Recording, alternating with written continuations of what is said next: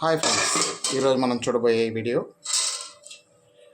కందగడ్డ అలసందుల పులుసు. ఫస్ట్ కందగడ్డని మనం చిన్న చిన్న ముక్కలుగా తీసుకొని ఇలా నీట్గా కడిగి ఇలా ఉడకబెట్టుకోవాలి. అలసందుల్ని మనం వాటర్లో వేసి ఉడకబెట్టుకోవాలి. ఎట్లా అంటే మనకి ఉడికిందా లేదా అనే రకంగా చూసుకోవాలి. మెత్తగా ఉడకబెట్టుకోవాలి. కావలసిన పదార్థాలు చూద్దాం. మెంతులు 1/4 టేబుల్ స్పూన్, ఆవాలు 1/2 టేబుల్ స్పూన్, జీలకర్ర 1/2 టేబుల్ స్పూన్, టమాటో ఒక 2 టమాటోలు తీసుకున్నాము, ఆనియన్స్ ఒక 2 తీసుకొని ఇలా ముక్కలుగా చేసుకోవాలి. కొత్తిమీర, కరివేపాకు నీట్గా కడిగి పెట్టుకోవాలి.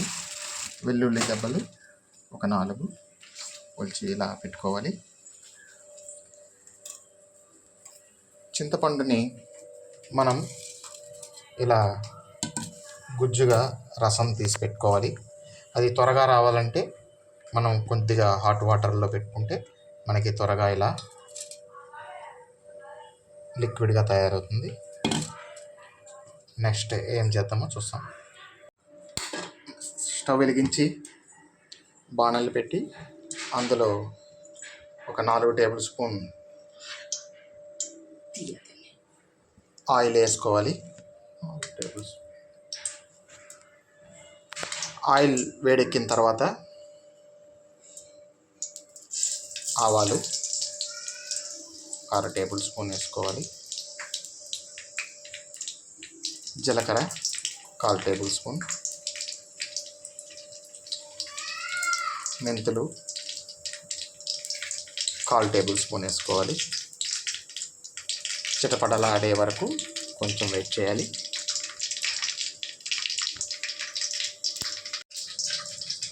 కందగడ్డ మనకి ఉడికిందా లేదా కూడా చూసుకోవాలి. కందగడ్డ కొనేటప్పుడు మనకి తెల్లగా ఉండే కందగడ్డని సెలెక్ట్ చేసుకోవాలి. ఎర్రగా ఉంటే కొంచెం నసం ఉంటుందండి. ఇలా అన్న తర్వాత మనకి మెత్తగా అయిందంటే ఉడికినట్టు. ఎర్రగా ఉండేది మనకి ఎక్కువగా ఉడకవండి. తెల్లగా ఉండేది బాగా ఉడుకుతాయి, టేస్ట్గా కూడా ఉంటుంది. కందగడ్డ కొనేటప్పుడు అవి జాగ్రత్త వహించాలి. పిండి కందగడ్డ అంటారు, అలాంటి వాటిని తెల్లగా ఉంటుంది. అవి టేస్ట్ చాలా బాగుంటుంది, పిల్లలు కూడా చాలా బాగా తింటారు. ఇప్పుడు చిటపటలాడినటువంటి ఆ పోపు దినుసుల్లో ఆనియన్స్ వేసుకున్నాము. ఈ బ్రౌన్ కలర్ వచ్చే వరకు కొంచెం వెయిట్ చేయాలి.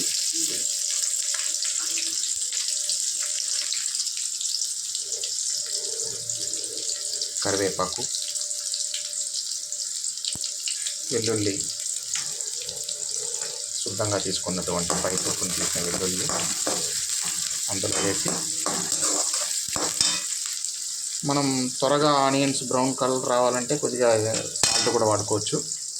పసుపు పొడి 1/4 టేబుల్ స్పూన్ వేసుకోవాలి. కొద్దిగా సాల్ట్ వేస్తే మనకి త్వరగా గ్యాస్ సేవ్ అవుతుందండి.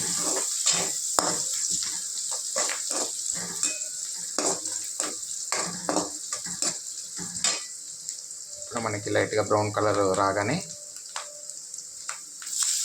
టమాటో యాడ్ చేసుకోవాలి. అడుగంటకుండా ఇలా కలయి పెడుతూ ఉండాలి.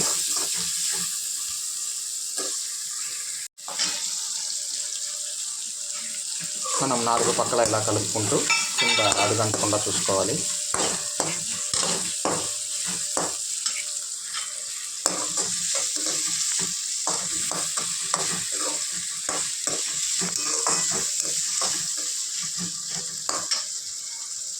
ఇప్పుడు మిరప్పొడి మనకు తగినంత వేసుకోవచ్చు. కారం వాళ్ళకి ఎంత ఇష్టమో దాని ప్రకారం వేసుకోవచ్చు. ఆయిల్లో ఇలా వేస్తే టేస్ట్ బాగుంటుందండి. 2 టేబుల్ స్పూన్ వాడాము.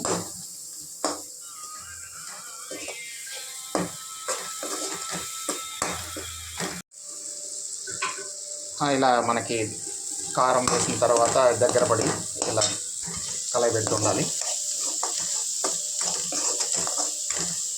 తర్వాత మనం గుజ్జుగా కలుపుకున్నటువంటి చింతపండు గుజ్జుని అందులో వేసి ఆ రసాన్ని ఇలా కొంచెం మరగనివ్వాలి. ఒక 10 నిమిషాలు ఇలా మరిగిన తర్వాత ఉప్పు చూసుకోవాలండి. మనకి ఎంత ఉప్పు ఉందో దాన్ని బట్టి మనకి ఎంత వాడతామో దానికి తగినట్టుగా సాల్ట్ని వేసుకోవచ్చు. ఎక్కువగా వేసుకోకుండా తక్కువ మోతాదులో వేసుకోండి, తగ్గితే వేసుకోవచ్చు. చాలా రుచిగా ఉంటుంది. పిల్లలు కందగడ్డని ఆ అలసందులతో పాటు చాలా టేస్టీగా తింటారు. అంతేకాకుండా తక్కువ మోతాదుతో ఎక్కువ అన్నం కలుపుకునే ఫెసిలిటీ కూడా ఇందులో ఉంటుంది. ఈ అలసందుల్ని ఇప్పుడు మనం అందులో వేస్తున్నాం. ఆల్రెడీ చక్కగా అది ఉడికినటువంటి అలసందులు కాబట్టి మనకి కూర త్వరగా రెడీ అవుతుందండి.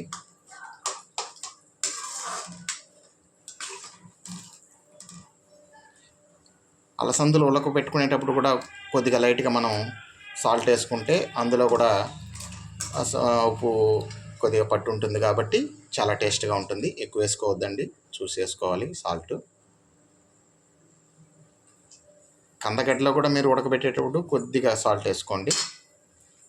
కాబట్టి మనం ఆ కర్రీ రెడీ చేసేటప్పుడు సాల్ట్ని చాలా జాగ్రత్తగా వాడుకోవాలి. ఎక్కువైతే మళ్ళా మనకే ప్రాబ్లం. ఇది మసాలా పొడి అండి, కారపులుసులో వాడుకునేది. అంటే ఇంట్లోనే తయారు చేశాను. దీంట్లో ఆవాలు, జీలకర్ర, మిరియాలు, మెంతులు, ధనియాలు ఇవన్నీ ద్వారగా వేయించుకొని ఆరబెట్టుకొని మిక్సీకి వేసుకోవాలి. దీన్ని ఇప్పుడు ఈ పులుసులో 1 స్పూన్ దాకా వేయబోతున్నాను. ఇది వేసుకుంటే పులుసు దగ్గర పడి చిక్కగా టేస్ట్గా స్మెల్ బాగుంటుంది. దీన్ని ఒకసారి ఈ పొడిని మీరు కూడా ట్రై చేసి చూడండి. ఈ మసాలా పొడిని మనం చేపల పులుసులో కూడా యూస్ చేసుకోవచ్చు.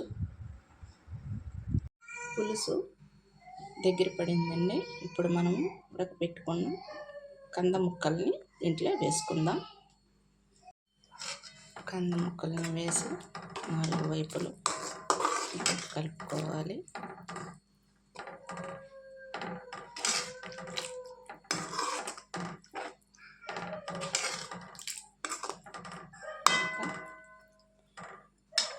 ఒక 5 మినిట్స్ మనం హై ఫ్లేమ్లోనే ఉండిస్తాం.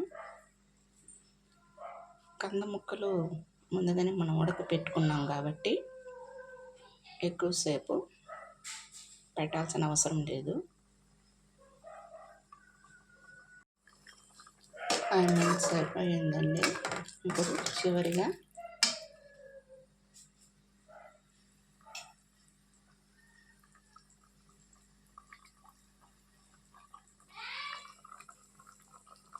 నేను ఇంట్లోనే మిక్సీ చేసుకున్న ఈ మసాలా పొడిని వేస్తున్నాను.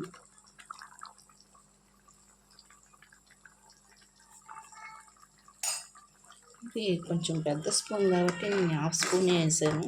మీరు చిన్న స్పూన్ అయితే 1 స్పూన్ వేసుకోవచ్చు.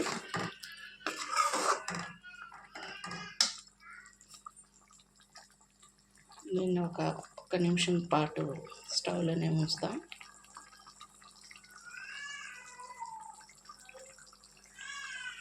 ఎక్కువసేపు పెడితే చేదు వచ్చేస్తుందండి.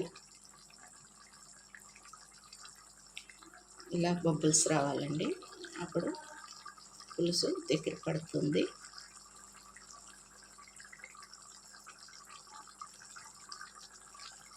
ఫైనల్గా మనము కొత్తిమీర వేసుకుందాం.